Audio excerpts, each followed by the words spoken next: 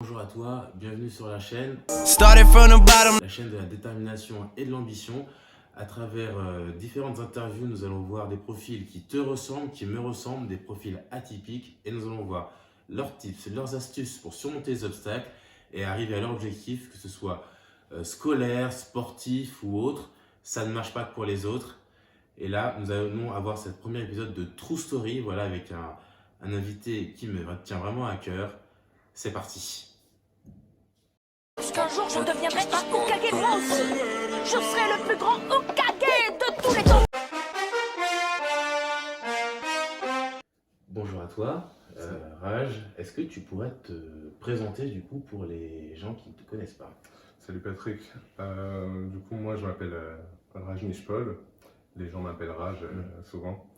Et du coup, je suis interne en médecine générale. Là, je rentre sur ma dernière année d'internat. Enfin, je rentre. J'ai fait la moitié de la dernière année. Il me reste encore 6 mois et j'aurai fini l'internat, donc les études. Et il me restera juste la thèse à passer. D'accord, nickel, très bien. La chaîne s'appelle Started from the Bottom. Donc, est-ce que tu peux nous dire d'où tu viens? Started from the bottom, c'est le cas de le dire. Moi, je suis né en Inde. D'accord. Je suis né en Inde, dans un petit village au nord de l'Inde. Et je suis venu en France avec ma mère à l'âge de 4 ans et demi, presque 5 ans. Et puis voilà, du coup, je suis arrivé, j'ai rejoint mon père ici en France dans le 93 à Aulnay. Et puis j'ai fait quasiment toute ma vie ici en France. Je retourne de temps en temps en Inde et j'ai passé pas mal de temps en France. Donc, c'est-à-dire que tu nous dis en fait que tu as immigré, quoi, du coup, pourquoi, enfin, c'était pour quelle raison? Exactement, mon père il était venu en France au début pour faire un peu, pour découvrir un peu la France. Finalement, il s'est plu, il a commencé à s'installer ici. Et ensuite, il s'est marié en Inde.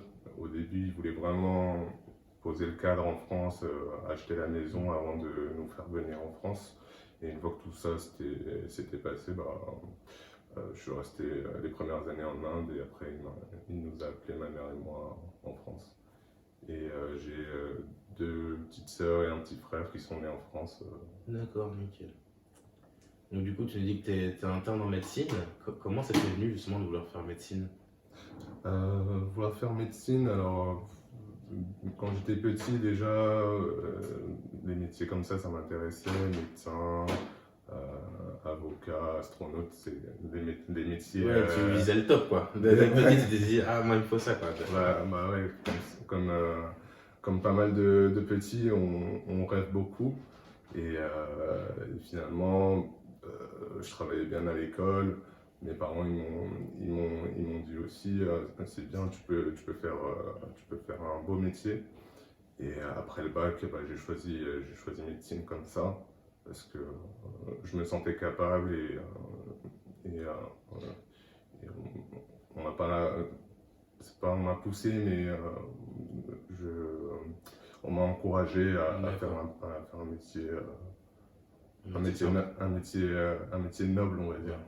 Parce qu'au final, on dit beaucoup que médecine, c'est beaucoup de fils de médecins, de fils de cadres, pas trop de place pour les fils d'ouvriers. Et toi, carrément, tu étais même immigré. Du coup, dans le 93, tu t'es quand même dit, ouais, je fais médecine et je casse tout, quoi. Ouais, on entend beaucoup d'histoires qui peuvent en décourager beaucoup. Mais le plus important, c'est de rester concentré dans ce qu'on veut faire, dans ce qu'on peut faire, croire en ses capacités. Et puis voilà, c'est vrai que si on écoutait les gens, on sortirait pas dehors, mais il faut prendre son courage à deux mains et des fois sauter dans la difficulté. D'accord. Et je pense que c'est ce que devraient faire surtout les plus jeunes. D'accord.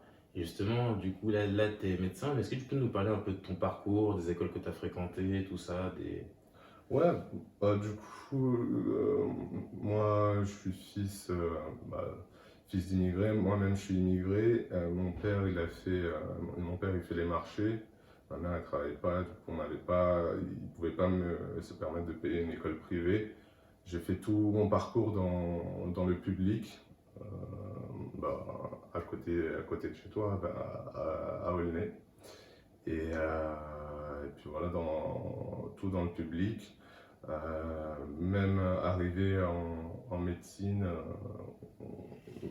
je ne savais pas trop. Pour moi, on s'inscrivait à la fac, Ouais. on faisait la première année et puis c'est tout. J'avais même pas connaissance qu'il existait des prépas privés qu'on pouvait payer pour se faire aider, pour aider à passer la première année.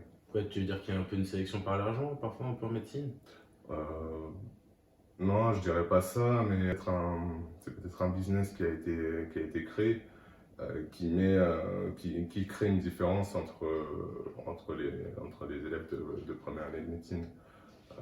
Peut-être que si j'avais su avant, j'aurais peut-être pensé à faire la prépa privée, mais c'est pas sûr. Mes parents me l'ont proposé, ils ne voulaient pas les mettre en difficulté. Non, je comprends.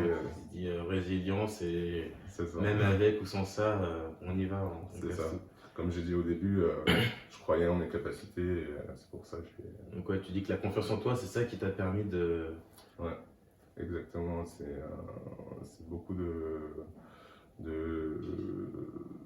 confiance en soi, de persévérance, de travail aussi, mais c'est très important. Ouais. Et justement, dans ton entourage, tu as des médecins ou des fils de médecins, des gens qui t'ont aiguillé ou qui... Alors, pas du tout. Comme je t'ai dit, j'ai tout fait dans le public, donc mes amis, ils sont un peu comme moi, donc il y en a aussi qui ont réussi à s'en sortir. Donc j'ai un pote qui a fait la deuxième meilleure école d'ingénieur, ou peut-être la meilleure école d'ingénieur en France, centrale. Ah ouais, nickel. Ouais. D'ailleurs, il nous faut sur la chaîne alors. Ouais, je te donnerai le contact. Lui aussi, pareil, un énorme bosseur. Donc, il y en a qui sont sortis du lot, mais dans mon entourage, non, les fils de médecins, j'en connais pas du tout.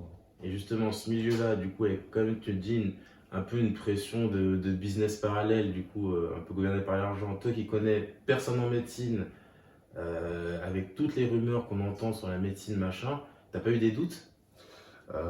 J'ai eu des doutes, notamment la première année quand j'ai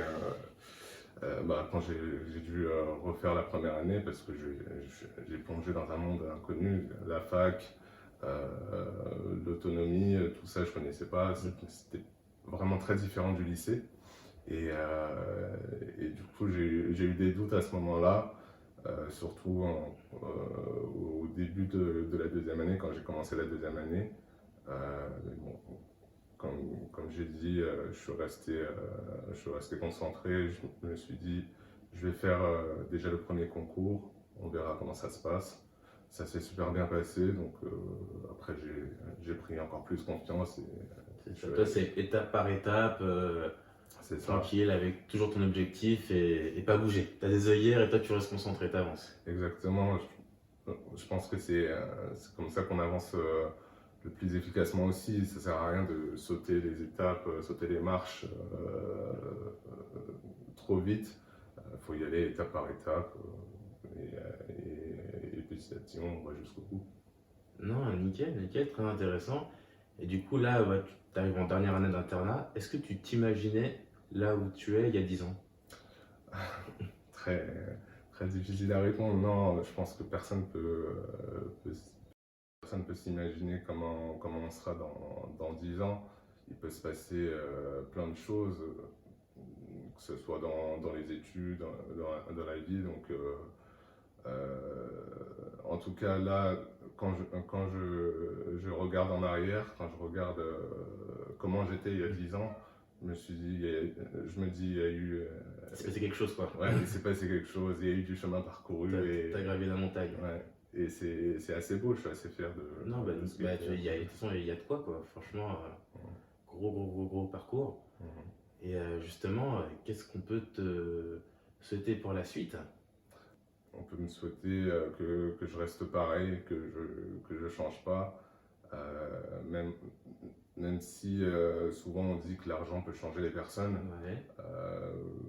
Moi, je veux rester moi-même, je veux pas oublier d'où je viens. Ok. Peut-être aider les autres, les jeunes qui sont dans la même situation que moi. Ouais, c'est tes valeurs et vraiment, d'accord, tu t'y tiens. Ouais, c'est ça. Faut pas oublier ça, et c'est ça qui m'a construit, et je pense qu'il faut peut-être les transmettre pour en inspirer d'autres. Ça serait beau aussi. Non, bah nickel, hein, très belle valeur, hein. Nous on valide ça fort. Et justement, là, s'il y avait un jeune là, qui voudrait avoir le même parcours que toi, qu'il soit au lycée ou même en... Quel conseil je lui donnerais? D'avoir des objectifs clairs, Ouais. que ce soit à court terme ou à long terme, et bien préparer le parcours pour pouvoir arriver pour pouvoir réaliser cet objectif-là. Surtout aussi bien s'entourer. Je pense que l'entourage, c'est important aussi. Ah ouais? Pourquoi tu dis ça? Qu'est-ce qui te fait dire ça? L'entourage, c'est super important. Donc, si il y a l'entourage familial, mais il y a aussi l'entourage des amis aussi. Surtout dans les années, enfin dans l'adolescence, on peut être facilement influencé par des mauvaises personnes ou par des mauvaises fréquentations. Donc il faut savoir faire la part des choses et rester focus sur ces objectifs-là, et bien écouter les conseils, les bons conseils pour pouvoir réussir et réaliser les objectifs. Non, bah nickel. Bah écoute, Rajda, c'est la fin de cette interview. Merci à toi. Merci Patrick. Et à la prochaine. Hein. À la prochaine. Je te remercie d'avoir regardé cette vidéo jusqu'au bout. Voilà, j'espère que tu auras appris des choses, que ça t'aura inspiré, motivé, levé les doutes qu'il y avait. Si tu as aimé, n'hésite pas à liker, à partager. Voilà, tu peux également me dire ce que tu as pensé de la vidéo en commentaire. J'ai hâte de te lire, et à la prochaine pour un nouvel épisode de True Story.